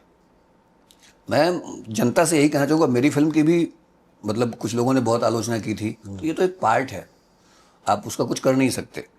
मैं लोगों से यही कहूँगा कि आप खुद देखिए और खुद उस पर देखिए कि खुद निर्णय कीजिए कि ये क्या है। आप दूसरों के, खासकर जो लोग बैठे हुए हैं, मैं सबकी बात नहीं कर रहा, कुछ अच्छे लोग भी हैं, समझदार लोग भी हैं, लेकिन ज़्यादातर लोग, उनकी क्या क्वालिफिकेशन है कि वो दूसरों को इन्फ्लुएंस कर सकें। और आजकल ये ट्रेंड चल गया है यूट्यूब पे, यूट्यूबर्स आ गए हैं, छोटे छोटे इन्फ्लुएंसर्स आ गए हैं जो कुछ भी व्याख्या करने लगते हैं, बिल्कुल हर चीज़ का अपने हिसाब से मतलब निकालते हैं, मतलब निकालने लगे हैं। तो वो बहुत जगह नेगेटिव जाता है, क्योंकि बहुत सारे लोग हैं जो फिल्म देखने से पहले सोचते हैं कि यार महंगा हो गया है, अभी 300 रुपये की टिकट आती है, 500 रुपये पॉपकॉर्न में चले जाएंगे, जाने आने का खर्चा हो जाएगा, तो मैं 2-4 रिव्यू देख लूँ तो उसके बाद जाऊँगा। लेकिन आप देखिए, आप रिव्यू देखिए, लेकिन रिव्यू वाले का की मंशा भी देखिए, उसका ट्रैक रिकॉर्ड देखिए कि वो किस तरह की फिल्मों की तारीफ करता है, किस तरह की फिल्मों की नहीं करता है। तो आप जो वर्ड्स के पीछे जाएंगे ना, उनके मंशा को समझेंगे कि किस तरह से रिव्यू कर रहे हैं, तब आपको सच पता चलेगा अपने आप। लेकिन एक दूसरी बात ये भी है कि आप कितना भी नेगेटिव रिव्यू कर लें, धुरंधर को चलनी थी तो चली गई, और जो फिल्म चलने वाली होगी वो चलेगी ना, ताकत लगा दी उन्होंने। महाअवतार नरसिम्हा को भी बहुत लोगों ने ये कहा कि अरे ये क्या दिखा रहे हैं, एक एनिमेटेड फिल्म। अगर हम अपने कल्चर को, हम अपनी कहानी को, हम अपने इतिहास को नहीं दिखाएंगे तो हम क्या महमूद गजनवी की कहानी को दिखाएंगे? हम क्या अलाउद्दीन खिलजी की कहानी को दिखाएंगे? हम बाबर अकबर की कहानी कब तक दिखाते रहेंगे? चंद्रगुप्त मौर्य पे कितने साल हो गए फिल्म बने हुए? महाराणा प्रताप पे कितने साल हो गए फिल्म बने हुए? बनी नहीं। हाँ, आप रामायण पे अब जाके 2-4 फिल्में बनी हैं। और फिल्में भी बनती हैं, हमारे कैरेक्टर्स पे फिल्में भी बनती हैं। अशोक पे फिल्म बनी तो अशोक की लव लाइफ पे फिल्म बन रही है। बाजीराव मस्तानी बनी तो बाजीराव के लव लाइफ पे फिल्म बन रही है। तो हम अपने कैरेक्टर्स को दिखा नहीं रहे हैं, हम अपने इतिहास को, आज भी हमारे अंदर एक संकोच है, हम खुलकर नहीं दिखा रहे हैं। लेकिन अब वो संकोच धीरे धीरे, एक कहावत है कि युगों के संस्कार सदियों में नहीं जाते, तो वो अब धीरे धीरे वो हो रहा है। और ये जो कुछ लोगों की, जिन्होंने अपने आप को ये समझ रखा था कि अब मेरी सत्ता है इस इंडस्ट्री पे, कि मेरे हिसाब से लोग चलेंगे, हम जैसा चाहेंगे वैसी फिल्में बनाई जाएंगी, हम जैसा चाहेंगे वैसे ही फिल्मों को लोग देखेंगे। तो वो जो टूट रही है ना, उसकी छटपटाहट है बस, और कुछ नहीं है। बहुत अच्छा। मैं इसमें एक बात और ऐड कर देना चाहूँगा। आपने जो इतिहास और माइथोलॉजी की बात की, हमें जाति के नाम पे या उत्तर दक्षिण के नाम पे या भाषा के नाम पे बरगलाना इतना आसान क्यों है? या हमारे धर्म के नाम पे कि अरे हमारे धर्म में तो ये सती प्रथा थी, ये था, बाल विवाह था, ऐसा था, वैसा था। इसलिए कि हम में से किसी ने, मैं आपसे पूछता हूँ, आपने वाल्मीकि रामायण पढ़ा है जी? आपने महाभारत पढ़ा है जी? क्योंकि हमारे यहाँ के 1% लोगों ने भी हमारे ग्रंथ पढ़े ही नहीं है। न उनको वेदों का पता है, न उनको उपनिषदों का पता है, न उनको पुराणों का पता है। तो वो जब जानते ही नहीं इसके बारे में, भगवत गीता शायद 1 या 2% लोगों ने पढ़ी होगी, रामचरितमानस भी 1 या 2% लोगों ने पढ़ी, शेल्फ में रखा रहता है, वो रखा रहता है दिखाने के लिए, लेकिन पढ़ता कोई नहीं है। तो आप जब पढ़ेंगे ही नहीं, तो कोई भी आके आपको कहेगा कुछ भी, तो आप मानने पे मजबूर हो जाएंगे, क्योंकि आपको जब ज्ञान ही नहीं है। आपको कोई बोलेगा E = MC² का ये बताओ, तो आपने जब तक पढ़ा नहीं है तब तक आप कैसे उसका उत्तर दे सकते हैं? उसके बाद तो फिर वो जो बताएगा आपको मानना पड़ेगा। लेकिन अगर आपने पढ़ा है तो आप उसका सही उत्तर देंगे। तो इसीलिए हमको बरगलाना इतना आसान है कि हमने, किसी ने अपना कुछ पढ़ा ही नहीं है। मैं आप सबसे रिक्वेस्ट करता हूं कि आप और नहीं कुछ तो कम से कम वाल्मीकि रामायण और महाभारत, ये 2 ग्रंथ जो हैं ये हमारा इतिहास हैं। आप इन दोनों को पढ़ो। और महाभारत संक्षिप्त में भी आती है, जो 2 भागों में है, और बृहत महाभारत 6 खंडों में है। बृहत महाभारत, लोग महाभारत को कौरव और पांडव की कहानी समझते हैं आमतौर पे, लेकिन ये जो पुस्तक है ये कौरव और पांडवों की कहानी से इतर पूरी दुनिया की जितनी भी फिलॉसफी है, पूरी दुनिया का जितना भी ज्ञान है, मैं आपको दावे के साथ कह रहा हूं कि आप जो सवाल उसमें पूछे गए हैं विभिन्न विभिन्न संदर्भों में, विभिन्न विभिन्न लोगों द्वारा, वो सवाल सुन के दंग रह जाएंगे, जो आज की जिंदगी से भी इतना कुछ तालमेल रखते हैं। ऐसा नहीं है कि अरे वो तो भूल गया, मैं वो सवाल जानकर क्या करूंगा, नहीं, वो हर सवाल आज भी उतना ही इंपॉर्टेंट है। तो मेरा हाथ जोड़कर मैं हर आदमी से रिक्वेस्ट करता हूं, भारत के किसी भी धर्म के हों, महाभारत और रामायण सिर्फ धर्म विशेष के ग्रंथ नहीं है, ये जीवन की फिलॉसफी है, ये हमारा इतिहास है, भारत में रहने वाले हर आदमी का इतिहास है। और हम अंग्रेजों का इतिहास पढ़ते हैं, हम अमेरिका का इतिहास पढ़ते हैं, हम रूस का इतिहास पढ़ते हैं, तो हमारा इतिहास पढ़ने में हमको क्या नुकसान है? तो आप ये जरूर पढ़िए और उसके बाद खुद निर्णय लीजिए कि हमारे यहाँ जाति व्यवस्था क्या क्या हाल था, हमारे यहाँ सती प्रथा थी, हमारे यहाँ भाषा के नाम पे झगड़े होते थे, हमारे यहाँ ऊंच नीच का भेद था। मैं हर चीज़ का जवाब दे सकता हूँ, मेरे मोबाइल में हर चीज़ का स्क्रीनशॉट है, मैं दिखा सकता हूँ कि इस श्लोक में ये लिखा हुआ है, उस श्लोक में ये लिखा हुआ है, लेकिन मैं ये नहीं करना चाहता, क्योंकि हम रेडीमेड आंसर ढूंढते ढूंढते हम इस स्थान तक पहुँच गए। हम जिस दिन ये रेडीमेड आंसर ढूंढना बंद कर देंगे और हम अपने ग्रंथ पढ़ेंगे, उस दिन फिर हमको कोई नीचा नहीं दिखा पाएगा। ये मेरा विश्वास है। एक डायरेक्टर के तौर पे पहला शॉट कितनी देर में लॉक होता है, जल्दी या फिर कई टेक्स? ये देखिए, ये दो चीज़ों पे डिपेंड करता है, एक तो सीन के कंस्ट्रक्शन पे और दूसरा डायरेक्टर की अपनी मेंटेलिटी पे। कुछ डायरेक्टर होते हैं जो बहुत समय लेते हैं, ये मैं इसमें किसी को बुरा और अच्छा नहीं बता रहा, आपका अपना अपना टेक्निक है। जैसे आप ही पॉडकास्ट कर रहे हैं तो आप करेंगे तो अलग तरह का सवाल करेंगे, दूसरा कोई करेगा दूसरी तरह का सवाल करेगा, तो वो अपना अपना टेक्निक है। तो एक तो सीन का कंस्ट्रक्शन कैसा है, अगर पहला ही सीन मुझे मास्टर लेना है तो उसको लगाने में हो सकता है कि 1 घंटे लग जाए, 2 घंटे लग जाए। पहला मुझे अगर क्लोजअप लेना है तो वो हो सकता है 10 मिनट में तैयार हो जाए। इसके अलावा टीम पे भी डिपेंड करता है कि आपका डीओपी कितना टाइम लेता है लाइटिंग करने में, आपका प्रोडक्शन डिजाइनर कितना टाइम लेता है पूरा बैकग्राउंड सेट करने में। तो ये एक बहुत ही सब्जेक्टिव चीज़ है जो स्क्रिप्ट पे भी डिपेंड करती है और ये व्यक्ति के अपने स्टाइल पे भी डिपेंड करती है। आप कैमरे को ज़्यादा फॉलो करते हैं या फिर उस एक्टर की एनर्जी को? नहीं, कैमरा एक्टर की एनर्जी को फॉलो करता है। कभी भी कोई डायरेक्टर कैमरे को फॉलो नहीं करता, मुझे मतलब, और करना भी नहीं चाहिए। आप स्क्रीन पे एक्टर ही होल्ड करता है। मैं अगर पूरी न्यूजीलैंड का लोकेशन बिना फिल्म के आपको दिखा देता, वही लोकेशन के आप देखते हैं? नहीं देखते, कोई नहीं देखता। तो स्क्रीन पे स्टोरी में जब एक एक्टर उस कैरेक्टर के हिसाब से परफॉर्म कर रहा होता है, उससे मैजिकल इस संसार में, आर्ट की फील्ड में, हमारी फिल्म विधा की फील्ड में और कुछ नहीं है। तो हमेशा कैमरा, वही डायरेक्टर अच्छा है जो अपने कैमरे के द्वारा एक्टर की एनर्जी को फॉलो करता है, उसी से कहानी बनती है। अच्छा, आपके लिए रिहर्सल ज़रूरी है या फिर स्पॉन्टेनियस परफॉर्मेंस? मेरे हिसाब से रिहर्सल बहुत ज़रूरी है। अभी मैं कल ही एक रील देख रहा था अल पचिनो का, जो रिहर्सल के बारे में ही वो बता रहे थे। अच्छा। कि कई बार लगता है कि अरे रिहर्सल या रिपीटेटिव हो जाता है, खासकर थिएटर के बारे में वो कह रहे थे, उन्होंने बहुत सारे प्ले भी किए हैं, कि ऐसा लगता है कि अरे 10 बार 20 बार 50 बार 100 बार वही परफॉर्म कर रहे हैं। तो ये नहीं, आप जब उस चीज़ को 10 बार 20 बार 50 बार करते हैं तो आप नए नए डायमेंशन ढूंढते हैं, तब आप उसकी डेप्थ में पहुंच पाते हैं। आप सीधा एक बार पढ़ेंगे तो आप उसकी डेप्थ में नहीं पहुंच पाएंगे। मैं खुद अपनी लिखी हुई स्क्रिप्ट भी, अपनी लिखी हुई लाइन भी जब 10 बार पढ़ता हूँ, 20 बार पढ़ता हूँ, हो सकता है 20वीं बार मुझे उसमें कुछ नया कुछ समझ में आ जाए। तो रिहर्सल इसलिए ज़रूरी है कि वो आपको एक समंदर में, दो चीज़ें होती हैं जो शायद टेक्निकल लोग, स्नॉर्केलिंग और स्कूबा डाइविंग। स्नॉर्केलिंग क्या होती है कि आप एक मास्क लगा के पानी के ऊपर से ऐसे देखते हैं और आपको दिखता है। स्कूबा डाइविंग क्या है कि आप पूरा सिलेंडर लेके अंदर जाके आप तलहटी तक जाके देखते हैं। तो बिना रिहर्सल के आप स्नॉर्केलिंग तो कर सकते हैं, लेकिन आप रिहर्सल के साथ आप स्कूबा डाइविंग वाली चीज़ आप कर सकते हैं। तो रिहर्सल आपको डेप्थ में जाने के लिए, उस चीज़ के डायमेंशन समझने के लिए बहुत ज़रूरी है, और उसी से ट्रू परफॉर्मेंस निकल कर आता है। वाइड शॉट या फिर क्लोजअप? इट डिपेंड्स, दोनों की अपनी अपनी ब्यूटी है, दोनों का अपना अपना इम्पोर्टेंस है। आप इमेजिन कीजिए, क्या कोई फिल्म आप केवल क्लोजअप में देख सकते हैं? नहीं। केवल वाइड शॉट में देख सकते हैं? तो कोई ऐसा सीक्रेट टिप्स आप अपनाते हैं कि एक्टर के भीतर के जो एक्टर छुपा हो, जो आपको नहीं दिख रहा हो, उसको बाहर लाया जाए? वो मैं बताऊंगा नहीं अभी। नहीं तो बहुत सारे लोग फॉलो करने लगेंगे। वो क्या है ना कि आप कई चीज़ें बता देते हैं तो फिर एक्टर भी कंसस हो जाता है और आप भी कंसस हो जाते हैं। तो वो चीज़ें हैं कि एक डायरेक्टर के अंदर अपनी कोई प्रतिभा भले ना हो।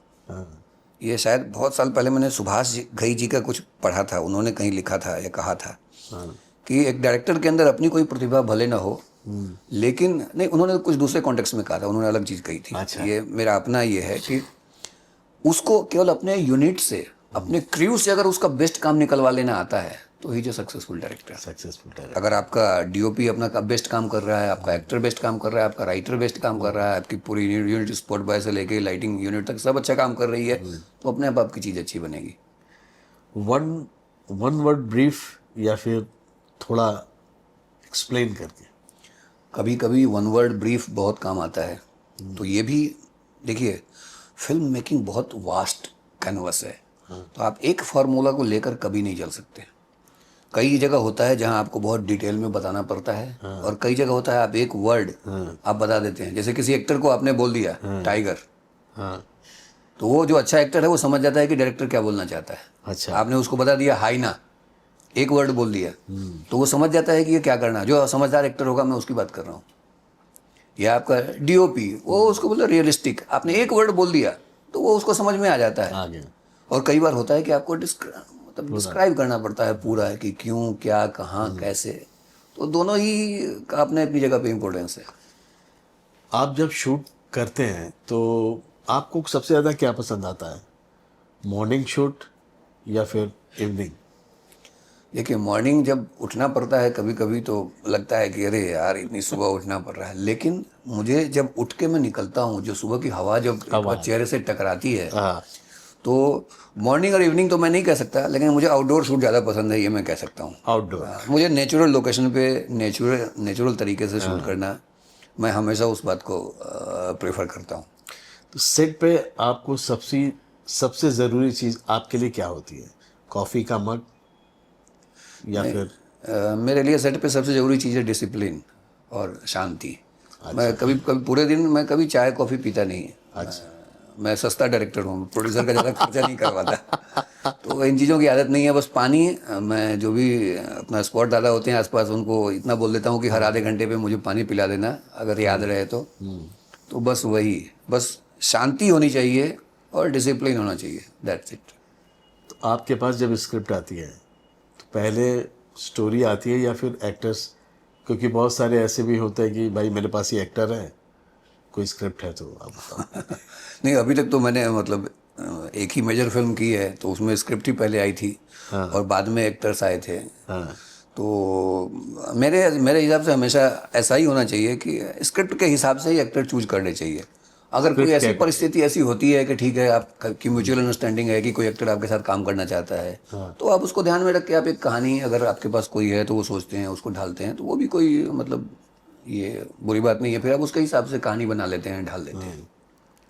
एक थीम जो आपको सबसे ज़्यादा अट्रैक्ट करती हो? मुझे हमारा जो इतिहास है, मुझे सबसे ज़्यादा अट्रैक्ट करता है रामायण और महाभारत। और ईश्वर की इच्छा हुई तो मैं ये दोनों ही सब्जेक्ट पे फिल्में बनाऊंगा। और बिल्कुल जैसा ट्रू है उनका एसेंस है, जैसा वेद व्यास जी ने लिखा है, जैसा वाल्मीकि जी ने लिखा है, वैसा ही। कोई एडल्ट्रेशन नहीं, कोई अपना ये नहीं कि मैं ये घुसा रहा हूँ। देखिए, एक और चीज़ जो मैंने पहले भी कहा है, मैं दोबारा कह रहा हूँ कि आपको कई बार कहा जाता है कि अरे हम सीता जी के पॉइंट ऑफ व्यू से रामायण दिखा रहे हैं।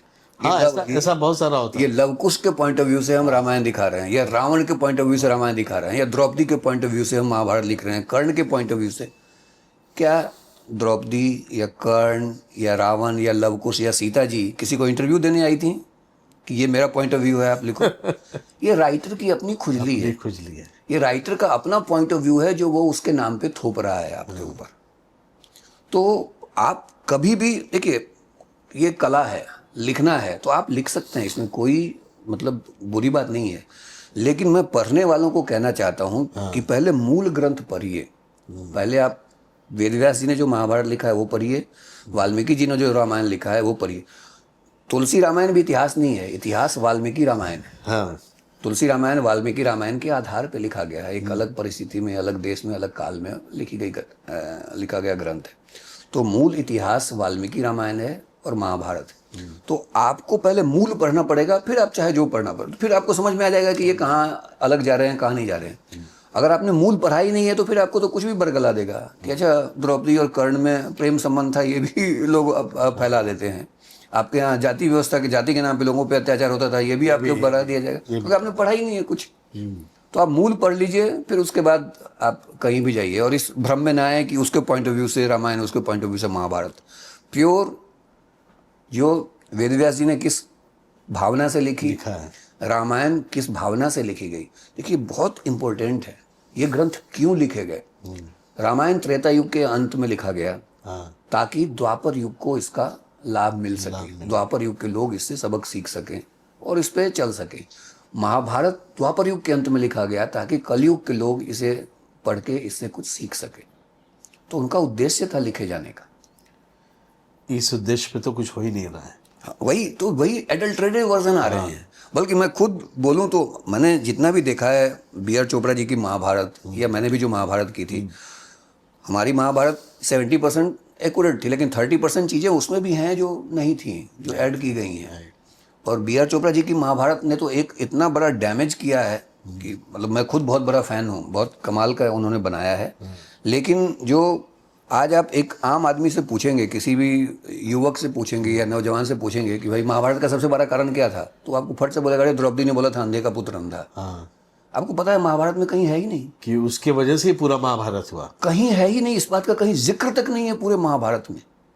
आप अपनी कल्पना के लिए, और ये भी कि भाई द्रौपदी ने अपना कि मैंने जब तक दुशासन के रक्त से मेरे बाल नहीं धोए जाएंगे, आपने इतने पवित्र कैरेक्टर को आपने रक्त का प्यासा बना दिया, आपने टेलीविजन सीरियल की तरह पूरी एक तरीके से विलेन, पूरी तरह से विलेन बना दिया। ऐसा कुछ है ही नहीं। दुर्योधन की ईर्ष्या थी जो राजसू यज्ञ में युधिष्ठिर का धन देखकर, धन दौलत देख के, कि मैं जिनको जहर देके मारना चाहता था, मैं जिनको वन में भेजा था मैंने मरने के लिए इंद्रप्रस्थ में, उन लोगों ने इतना बड़ा साम्राज्य खड़ा कर लिया। ये ईर्ष्या थी महाभारत के युद्ध की जनक। द्रौपदी ने कभी ऐसा नहीं कहा पूरी पुस्तक में। तो ये जो भ्रम है, हमको बनाते समय हमारे समझ में नहीं आता है कि इसका कितना बड़ा इम्पैक्ट होगा। तो हमारे इतिहास पे जो भी काम हो रहा है, इतिहास पे काम करना एक जिम्मेदारी है। ये आपकी कपोल कल्पना के लिए नहीं है। अगर आपकी कपोल कल्पना है तो आपको बताना चाहिए कि ये चीज़ मैंने लिबर्टी ली है, ये मूल ग्रंथ में नहीं है, ये मैं ऐसा दिखा रहा हूँ, ताकि अब आने वाली पीढ़ी है वो पढ़ नहीं रही है। वो जो हम टीवी पे दिखाते हैं या ओटीटी पे दिखाते हैं, उसके हिसाब से उसी को वो मान लेती है प्रमाणिक। मेरे अपने बच्चे जो महाभारत में मेरे दिखाया है या जो देखते हैं टीवी पे, उसी को सत्य मान लेते हैं। तो ये और बड़ी जिम्मेदारी हो जाती है मेकर्स की। उनको सोच समझ के बनाना चाहिए कि हम ये जो बना रहे हैं इसका आने वाली पीढ़ी पे और हमारे इतिहास पे, उसको देखे जाने के नजरिए पे कितना फर्क पड़ेगा।